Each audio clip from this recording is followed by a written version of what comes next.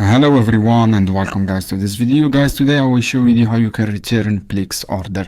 So guys, to return order, all you have to do, first step, mail this email guys, as you can see here on the screen, this email, to highlight your issue and write to this email and write your subject, for example, return, as you can see here, return product guys, and from here write your reason you want to return your product, and then courier this product is in it is boxed with original invoice. So guys, make sure we have original invoice and price tags. Send this below mentioned address. Write your address guys, for example here, write your address from here guys. Click this one, write your address, your name and your address, and all information here, and then you will see email soon to return your product.